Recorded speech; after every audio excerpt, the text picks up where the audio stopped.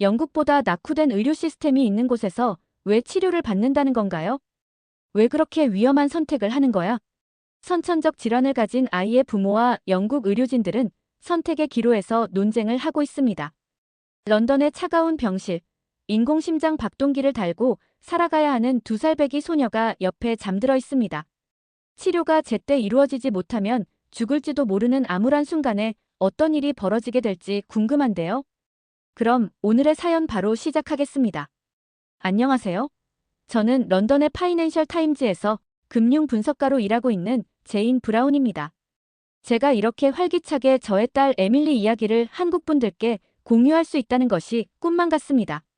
어쩌면 시리에 빠져 있을 뻔했던 제게 희망을 주고 용기를 주었던 한국에서의 이야기 들어봐 주세요. 저의 삶은 매일 아침 도시의 높은 빌딩 숲을 오가며 세계 경제의 흐름을 분석하는 게 제 일이었죠. 복잡한 금융 데이터 속에서 패턴을 찾아내고 미래의 시장 움직임을 예측하는 일은 제게 늘 새로운 도전이었습니다. 영국의 경제 위기 때는 밤을 새워가며 시장을 분석했고 20년 코로나 팬데믹 시기에는 재택 근무를 하면서도 글로벌 경제의 흐름을 놓치지 않으려 했죠.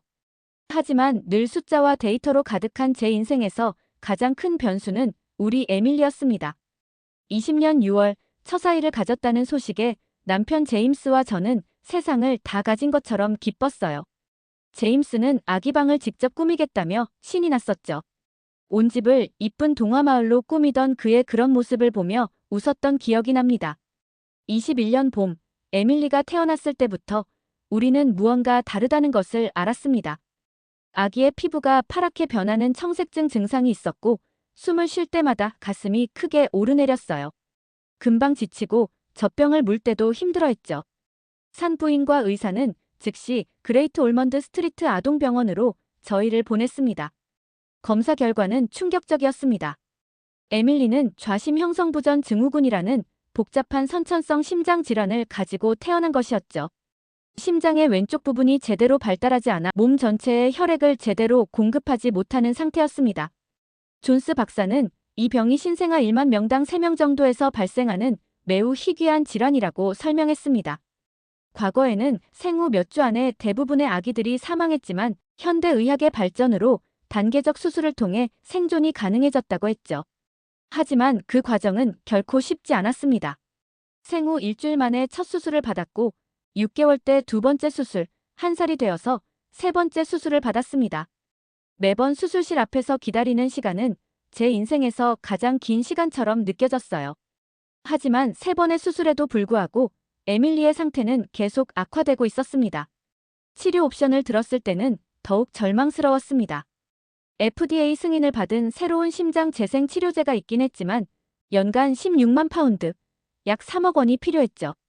게다가 이는 평생 관리가 필요한 치료였습니다. 이런 고액의 치료비는 감당하기 힘든 수준이었어요. NHS에 문의해봤지만 비용 대비 효과를 고려했을 때 지원이 어렵다는 답변뿐이었습니다. 그날 밤 저는 에밀리의 침대 곁에서 밤을 새웠습니다. 심장 모니터의 일정한 비프음 속에서 제 심장은 무거운 돌덩이가 된 것 같았어요.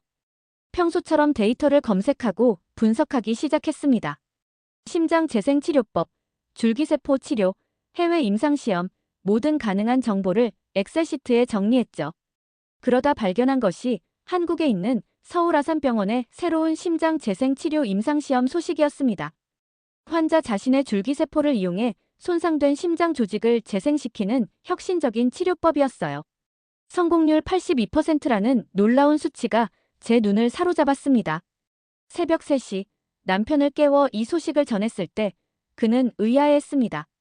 하지만 우리는 어떤 희망이라도 잡아야 했습니다. 그날 밤 저는 에밀리의 심장 모니터 소리를 들으며 인터넷을 검색했습니다. 금융 분석가로서의 습관이 다시 살아난 걸까요? 엑셀 시트를 만들어 전 세계의 선천성 심장질환 치료 성공률과 비용을 정리했습니다. 서울아산병원의 임상시험 데이터를 자세히 분석할수록 희망이 보였습니다. 처음에는 반신반의했습니다. K-팝과 김치 정도만 알고 있던 한국이었으니까요. 하지만 자료를 찾을수록 놀라웠습니다. 한국은 이미 심장 재생 의학 분야에서 세계적인 성과를 내고 있었고 특히 줄기세포를 이용한 심장 조직 재생 연구는 세계 최고 수준이었죠. 삼성이나 현대처럼 의료 분야에서도 빠르게 성장하고 있다는 분석 기사들을 발견했습니다. 서울 아산병원의 심장재생센터는 지난 5년간 15명의 선천성 심장질환 환자들을 성공적으로 치료했다는 기록이 있었습니다. 특히 에밀리와 비슷한 좌심형성부전 증후군 환자들의 치료 성공 사례가 있었죠. 줄기세포를 이용해 심장 근육을 재생시키고 AI 기반의 정밀 모니터링 시스템으로 환자의 상태를 24시간 관리한다는 설명이 인상적이었습니다. 더 깊이 조사해보니 한국의 의료 시스템은 효율성 면에서 세계 최고 수준이었어요. OECD 국가 중 의료 대비 비용이 가장 낮으면서도 첨단 의료 기술은 최상위권이었습니다. 심장 수술 성공률은 미국 메이오 클리닉이나 클리블랜드 클리닉과 비슷한 수준이면서도 비용은 3분의 1 수준이었죠. 하지만 한국행을 결심하기까지 우리는 수많은 장벽에 부딪혔습니다. 영국의 유명 심장 전문의들은 하나같이 말렸어요. 한국이라고요? 당신들 미쳤나요? 런던의 최고 병원들도 포기한 치료를 거기서 한다고요? 세인트 토마스 병원의 심장외과 과장은 비웃듯 말했고 킹스 칼리지 병원의 소아심장 전문의는 현실을 받아들이라고 했습니다. 에밀리의 상태는 나날이 나빠졌습니다. 산소 포화도가 계속 떨어졌고 자주 호흡 곤란을 겪었죠.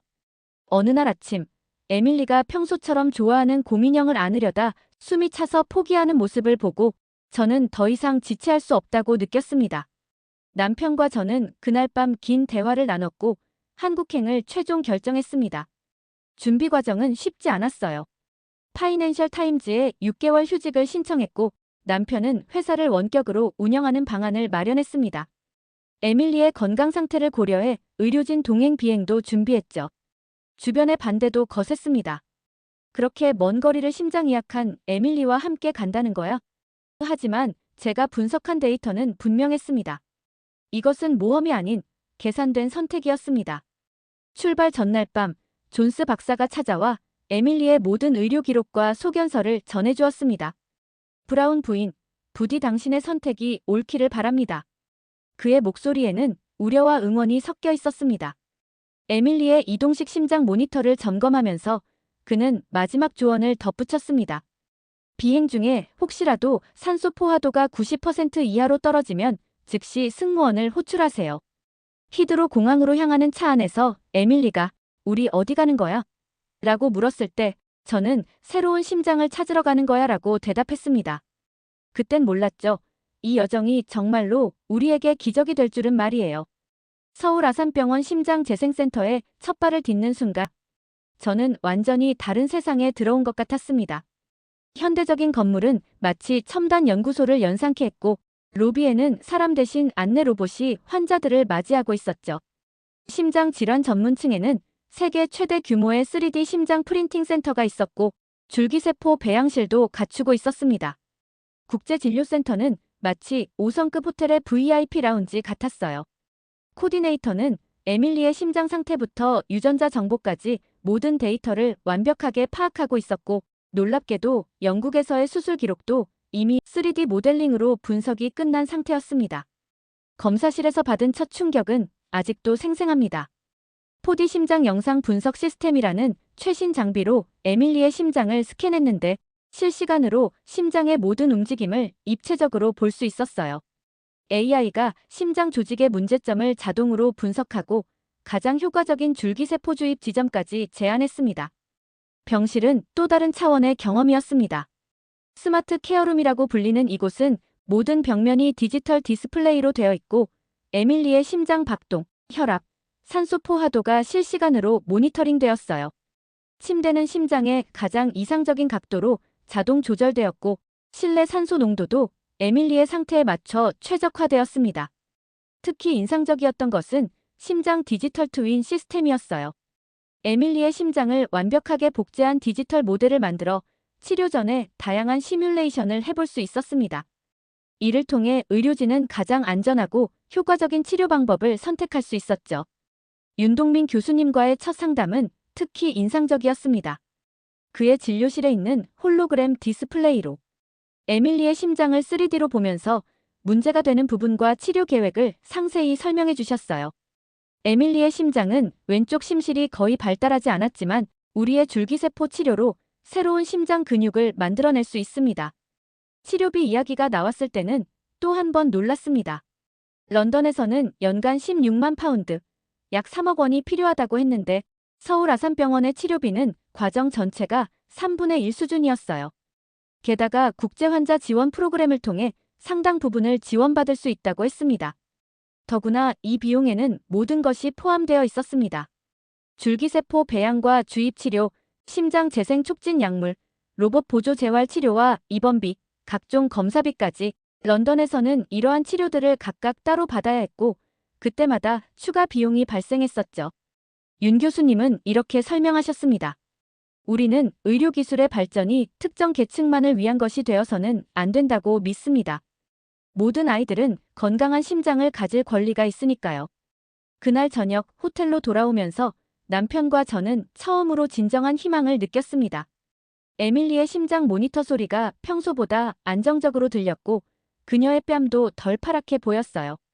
우리가 찾던 기적은 바로 여기 서울에 있었던 거죠. 치료 시작 3주차, 에밀리의 치료실에서 처음으로 희망을 목격했습니다. K-하트 프로토콜이라 불리는 새로운 치료법은 기존의 모든 심장 치료 방식을 뛰어넘는 혁신적인 것이었어요. 에밀리의 자가 줄기세포를 배양하여 심장에 직접 주입하는 치료였는데 AI가 실시간으로 줄기세포의 생착률과 심장 기능 향상을 분석하며 치료 과정을 최적화했습니다. 특히 인상적이었던 것은 심장 리듬 모니터링 시스템이었어요.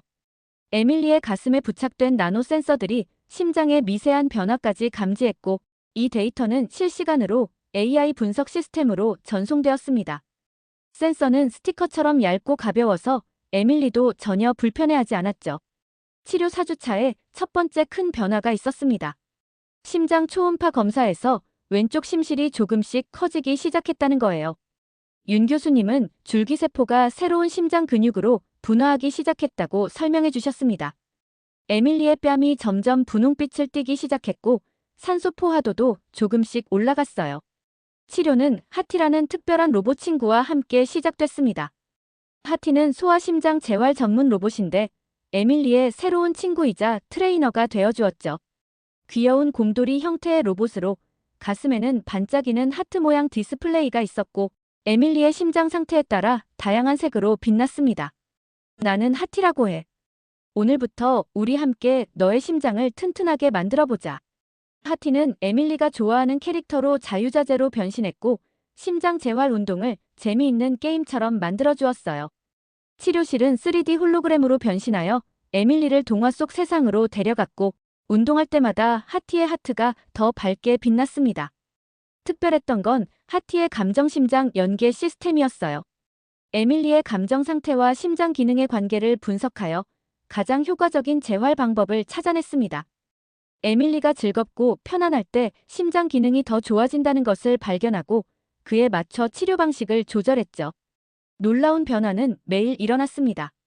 치료 8주 차에 에밀리가 처음으로 계단을 혼자 올라갔을 때 모든 의료진이 감격했어요. 하티는 이런 순간마다 특별한 축하 파티를 열어주었습니다. 치료실 전체가 반짝이는 하트와 별들로 가득 찼고 에밀리가 좋아하는 캐릭터들이 모두 모여 축하해 주었죠. 밤에는 하트 힐링 테라피라는 특별한 세션이 진행됐어요. 하티가 들려주는 특별한 진동음과 함께 에밀리의 심장 박동에 맞춰 천장에 오로라가 물결치듯 움직였습니다.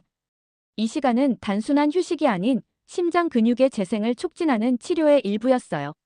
특정 주파수의 진동과 빛이 줄기세포의 분화를 도와준다고 합니다.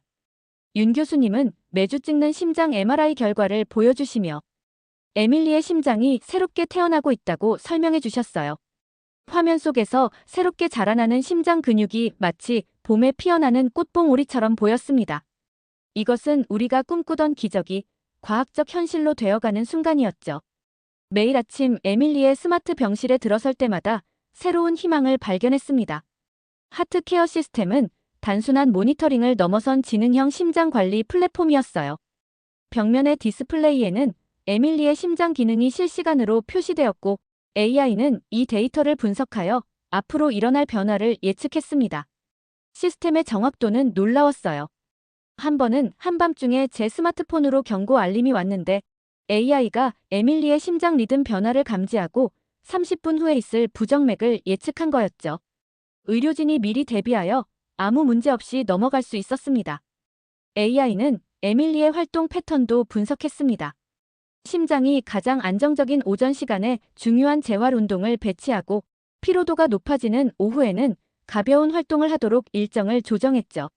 식사 메뉴도 심장 기능 강화에 도움이 되는 영양소를 중심으로 AI가 구성했습니다. 심장 디지털 트윈 시스템은 더욱 혁신적이었어요. AI는 에밀리의 심장을 디지털로 완벽하게 복제해 줄기세포 치료의 효과를 시뮬레이션했습니다.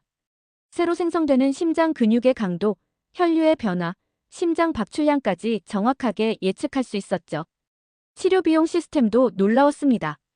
윤 교수님은 한국의 의료 시스템이 어떻게 이런 최첨단 치료를 합리적인 가격에 제공할 수 있는지 상세히 설명해 주셨어요. 첫째로 정부의 대규모 줄기세포 연구 지원으로 기술 개발 비용이 크게 절감되었다고 합니다. 둘째로 AI 시스템 도입으로 의료 인력을 효율적으로 운영할 수 있었죠. 특히 글로벌 하트 케어 프로그램이라는 특별한 지원 제도가 있었어요. 한국 정부와 주요 병원들이 협력하여 만든 기금으로 중증 심장질환 어린이들을 지원했습니다. 우리는 이 프로그램을 통해 전체 치료비의 60%를 지원받을 수 있었어요.